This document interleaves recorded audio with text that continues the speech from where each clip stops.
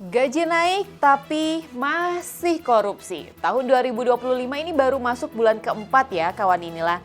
Tapi hakim yang tersangkut kasus suap udah bikin gedung pengadilan berguncang keras. Mahkamah Agung ini bergerak cepat dengan melakukan rotasi besar-besaran. Komentar pedas publik sampai tuntutan penjara ini udah menggema begitu kencang kawan inilah ya. Lembaga yang seharusnya jadi benteng keadilan malah jadi pasar transaksi vonis. Miris kan? Palu itu simbol keadilan.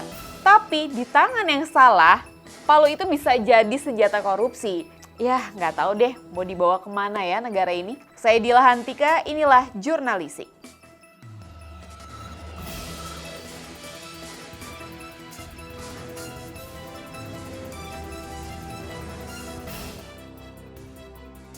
Mahkamah Agung melakukan rotasi massal terhadap para hakim, khususnya yang terlibat atau diduga tersangkut kasus suap. Tapi kalau menurut kawan inilah ya, apakah para hakim ini cukup dipindahin aja? Kalau sistemnya masih busuk, ya ujung-ujungnya sama aja kan?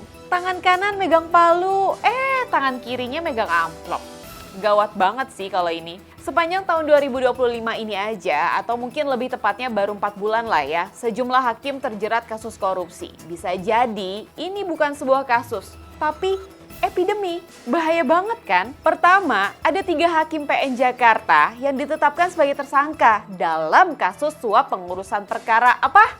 Crude palm oil. Nah itu alias CPO atau minyak sawit mentah. Kemudian nih, Hakim Heru Hanindyo dituntut 12 tahun penjara karena dianggap punya peran krusial dalam vonis Ronald Tanur. Lalu ada Hakim Mangapul yang juga dituntut 9 tahun penjara karena terbukti menerima suap untuk putusan bebas si Ronald Tanur. Lucu ya Ronald Tanur ini. Dan belum lama ini KPK juga sedang menelusuri dugaan suap yang melibatkan mantan sekretaris MA Hasbi Hasan. Di bawah pemerintahan Presiden Prabowo, gaji hakim ditingkatkan. Logikanya nih ya kawan inilah, gaya hidup udah cukup.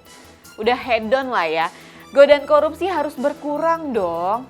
Tapi mirisnya, faktanya ini palu ini masih dipukul untuk kepentingan uang. Jadi uang tuh kayaknya segala-galanya ya buat mereka. Jika hakim yang seharusnya jadi simbol keadilan malah jadi komoditas, kemana rakyat ini bisa ngadu? Rotasi itu perlu, gaji besar itu juga baik. Tapi ya tanpa integritas dan pengawasan, semuanya cuma pemanis aja kan? Terus, apa kamu masih percaya hakim di negara ini bisa netral? Tulis ya pendapat kamu di kolom komentar. Saya Dila Hantika, jangan lupa untuk like, comment, share, dan subscribe channel YouTube inilah.com. Dan sampai jumpa di jurnalistik selanjutnya. Wassalamualaikum warahmatullahi wabarakatuh.